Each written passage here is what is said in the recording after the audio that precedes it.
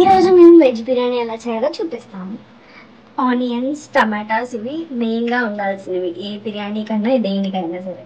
So అవి మీ ఇంట్లో ఉన్న అవైలబుల్ వెజిటేబుల్స్ తీసుకొని ఒక గిన్నె తీసుకొని దాంట్లో ఆయిల్ వేసుకొని తర్వాత బిర్యానీకి సంబంధించినవన్నీ వేసుకొని ఆనియన్స్, చిల్లీస్, కొంచెం కొత్తిమీర అండ్ అల్లం వెల్లుల్లి పేస్ట్ వేసేసుకొని దాని తర్వాత టమాటోస్ యాడ్ చేసుకొని మిల్ మేకర్ తీసుకొని అది వాష్ చేసేసుకొని ఆ తర్వాత అన్ని వెజిటేబుల్స్ యాడ్ చేసుకొని మళ్ళీ ఒక మిక్స్ ఇచ్చేసి ఆ తర్వాత we can add mill makers into it.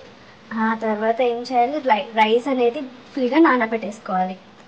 తీసుకొని దాని ఈలోపు దీంట్లో మనకి దానికి సరిపడా రైస్కి సరిపడేంత వాటర్ వేసుకోవాలి.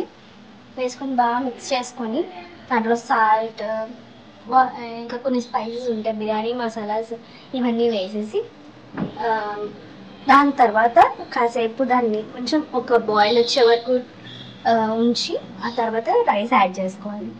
రైస్ బాగా ఉడికాక బిర్యానీ రెడీ అయిపోతుంది. ఉత్తి వెజ్ బిర్యానీ ఎంత తింటామని చెప్పి కుర్మా కూడా చేసుకున్నాం. ఆ కుర్మా నార్మల్గా మనం చేసుకునే కర్రీస్ లానే కొంచెం దగ్గర చేసుకున్నాం అనమాట.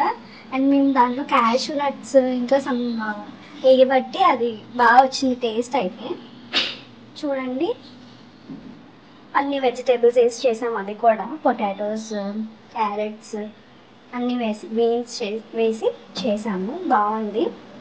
అండ్ తర్వాత పెరుగు చట్నీ ఉండకపోతే అలాగా పెరుగు చట్నీ. అవన్నీ కాకుండా నేను మిల్ మేకర్ పకోడీ చేశాను. ఆ వీడియో కూడా నేను కింద కమెంట్లో పెడతాను, please do watch that video. And ఈ ఎగ్ మేకర్ ఉంది కదా, నేను చికెన్ మటన్ లేకుండా బిర్యానీ తిన్నట్టు ఉండదు కదా ఎవరికి కూడా. సో ఎగ్స్ బాయిల్ చేసాము. సో ఎగ్ మేకర్ లింక్ కావాలంటే నాకు కింద కమెంట్ చేయండి, నేను ఎగ్ మేకర్ లింక్ పెడతాను. ఇది కూడా చూడండి, ఎగ్ బాగా కుక్ అయింది కదా. And the biryani was so tasty. ఇలాంటి మోర్ వీడియోస్ కోసం please do subscribe to our channel and don't forget to like and share.